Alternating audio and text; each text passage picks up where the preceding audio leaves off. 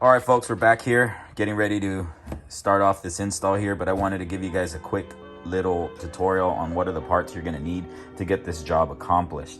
Now, good looking out to Pawinning son on his install. He does all the installs for Acuity. I'll go ahead and link his install below so you guys can check it out, because I'm not going to really go into the details of taking out the interior and getting it all ready. I'm just really going to show you guys what the stock 2017 through 2019 shifter assembly looks like compared to the 20 assembly with the upgraded Acuity parts is going to look like. Now, what you are going to need for the installation and the removal of your center console, you're going to need some trusty pry tools. I use this one and this one. We're also going to need some screwdrivers, flathead right here, and a Phillips. Trusty 90-degree pick tool. This is to take off some of the little clips that hold a lot of the wiring harnesses in the center console. Make sure you pick yourselves one of these up. I got it at Sears, super cheap. Again, I have the Acuity retaining nut, so you are going to need a 12 millimeter. I do believe if you have the stock one on the Type R, it's a 14 or 16 maybe, but if you have the Acuity one, it's a 12 millimeter. Again, as far as for the tools you're going to need for the base bushings, you are going to need a size 4 Allen wrench key, or if you have like the actual Allen wrench. I have this socket here, which I'll be connecting to one of these guys to help me out as well. He did say you will need a extension to help you when you're kind of taking those parts off on the base bushings. And as far as for the sizes, he did recommend a size 10 mil and an 8 mil. Now, I have two different sizes, obviously for smaller ratchet and larger ratchet. We'll see which one we end up actually needing, because he did say that his install was pretty much based around the Acuity upgraded shifter. So he might have said that some of these parts are for that. But again, I just want to make sure that everybody's aware of what they're going to need before they start, because it would suck to get going and then you have to drive to the parts store with your car all busted up. So anyway, we're going to get to it. All right, fam, we're back in here in the cockpit.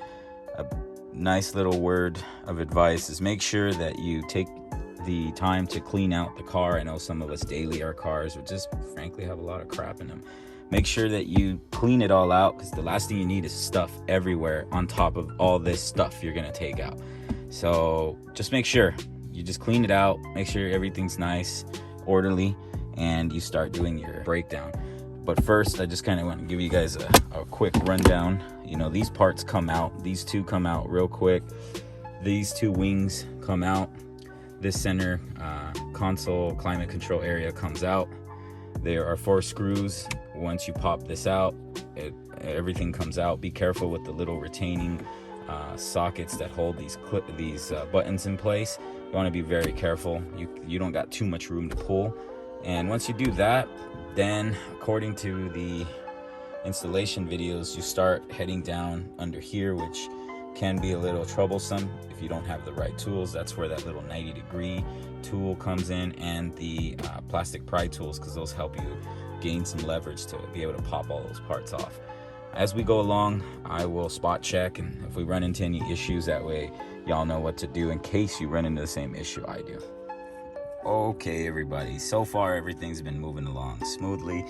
We've successfully removed the top center console portion out. Nothing too crazy. The only thing that I will give you guys a little bit of advice is when it comes to these little plastic clips. You're gonna have 3 of them.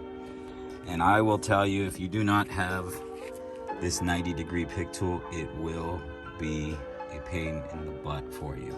As it is, it's a tight space. You can see my knuckles got a little beat up from it.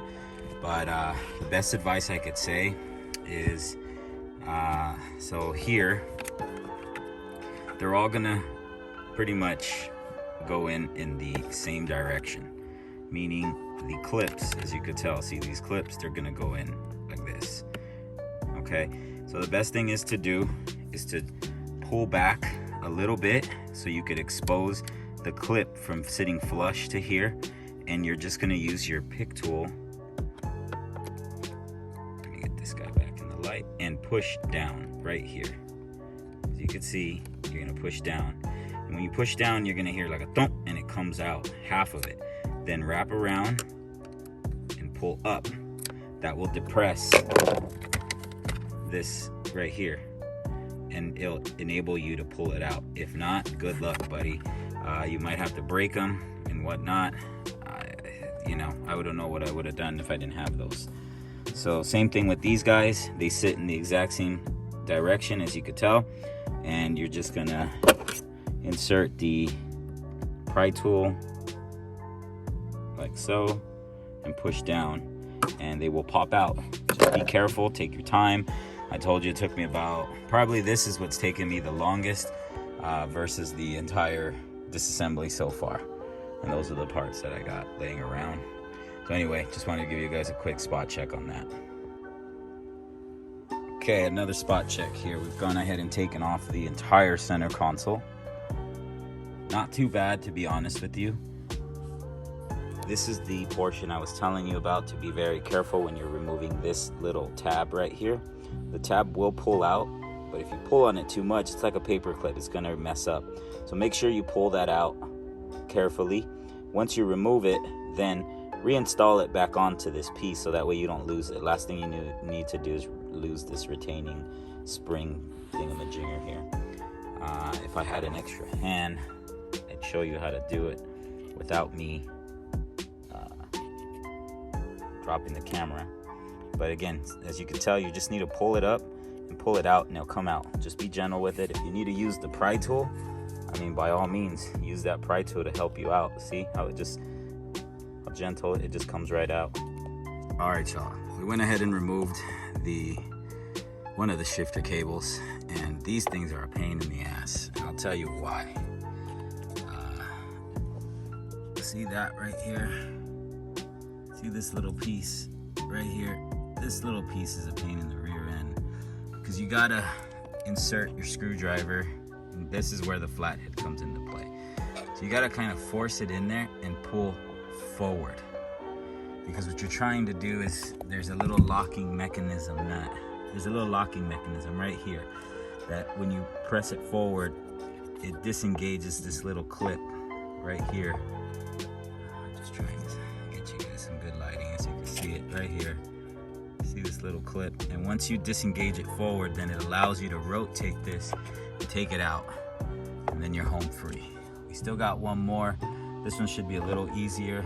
Again, I'll go ahead and do that, and after that we have our favorite friends, these stupid little clips, and once we remove those, we should be able to pull this bad boy out and get a little comparison on what's the difference between these two shifter assemblies. We're all done here. We pulled it out. Did take a little bit, probably about an hour and a half to get everything out. It is a pain in the butt. I would highly recommend, and now in hindsight, if you are going to pull this guy out, make sure you want this. And if you're leaning on the fence about getting the either Acuity or hybrid shifter, racing shifter, just pull the trigger and do it, because this is a little bit of a task to get all this out. I mean, you gotta literally tear apart your center console and your whole center dash. Look at this, everything's completely out. So I would say, make sure you know what you want. Again, I want to keep mine here. I even had thought about doing the Mugen one, but I just don't think the Mugen one is worth the money if I can just do all this for less. And again, Acuity does make a great product. I don't even worry about not being satisfied. They've always satisfied all my expectations. Okay, we're gonna go ahead and put these bushings together. Make sure when you're putting them in to the car, I'll go ahead and show you guys. Make sure you are taking your time, because again, if one of these stupid nuts, washers, excuse me, slides out and goes in between your carpet, good luck trying to get it out. And I am gonna apply a little bit of Loctite onto these nuts just to make sure everything's nice and secured, so that way we never have to come back in here. Okay, so here we go. Oh yeah, just a quick note to remove these base bushings. All you're gonna do is pretty much pry them out, and what you're gonna want to do is just push up here, either with the screwdriver or whatnot. These things will pop out, and then you're able to remove the washer. Okay, just a quick heads up. All right, everyone. So far, we're halfway through the install of the base bushings. I wanted to tell you guys I would start with this guy first because it is the most cumbersome. You got to move this over, and you got to try and move these wires over because this won't move unless you take all this apart, which I'm not really trying to. And again, you want to make sure you don't lose any of these things, because if it goes underneath this carpet, good luck trying to get it. And again, a magnet won't grab it because these are, I'm assuming these are like aluminum or something, so your magnet will not pick them up. So good luck. Now, the way I have been installing is almost like a sandwich type. I'm putting this piece and this piece on.